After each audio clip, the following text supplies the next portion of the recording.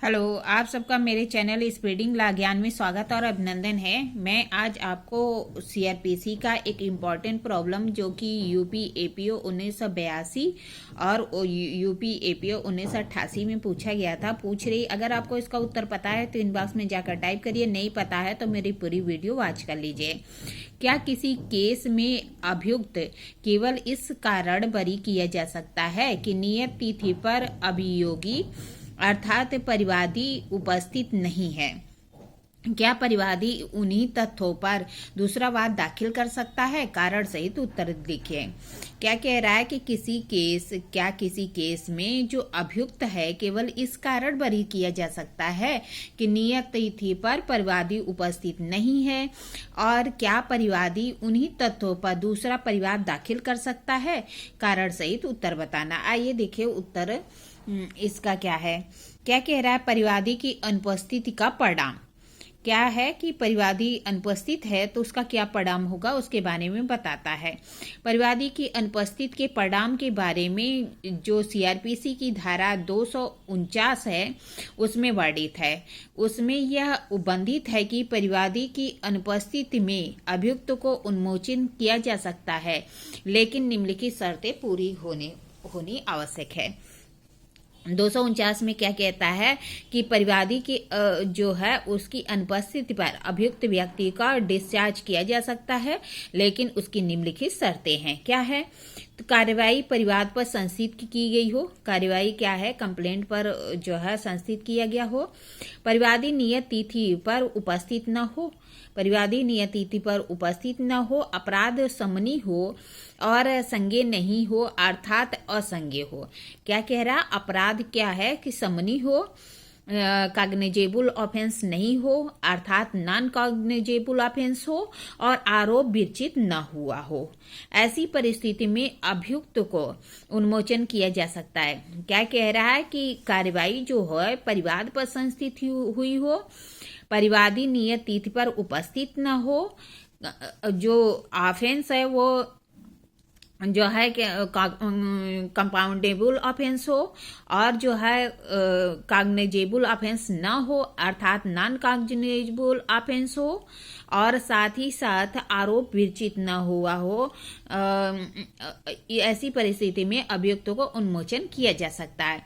यदि आरोप विरचित हो गया हो तो परिवादी के अनुपस्थिति का कोई भी परिणाम नहीं होता है।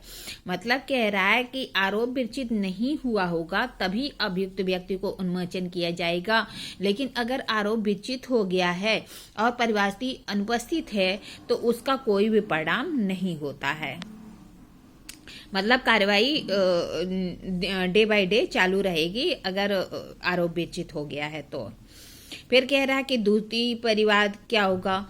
तो कह रहा है कि सीआरपीसी की जो धारा 300 में स्पष्ट प्रावधान है कि कोई भी व्यक्ति को यदि अपराध के लिए दोषसिद्ध या दोषमुक्त कर दिया जाता है तो उन्हीं तथ्यों पर उसी अपराध के लिए दोबारा उस पर आरोप नहीं लगाया जाएगा।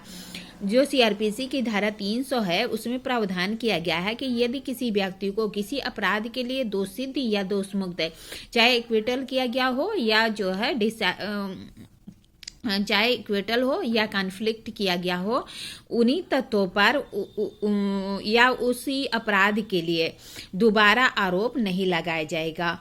और यह आपराधिक विधि का सुव्याख्यात सिद्धांत है कि किसी व्यक्ति को बार बार जोखिम में नहीं डाला जाना चाहिए। ऐसा ही जो है एविडेंस एक्ट की धारा 40 और कॉन्स्टिट्यूशन की जो आर्टिकल 20(2) है उसमें भी ऐसा ही प्रावधान किया गया है कि एक व्यक्ति को किसी अपराध के लिए दोषसिद्ध या दोषमुक्त कर दिया जाएगा तो पुनः उसे उसी अपराध के लिए दोबारा आरोप विरचित नहीं किया जाएगा। ठीक है। तो फिर क्या कह रहा है कि किंतु धारा 300 सिर्फ दोषसिद्ध या दोषमुक्त के उपबंधों पर ही लागू होता है, जबकि धारा 249 में स्पष्ट प्रावधान है कि नियत तिथि पर परिवादी की अनुपस्थिति की दशा में अभियुक्त को उन्मोचन कर दिया जाएगा, दोषमुक्त नहीं। मतलब कह रहा है कि जो 300 का प्रावधान है वह दोषसिद्ध या दोषमुक्त के मामले में ही लागू होती है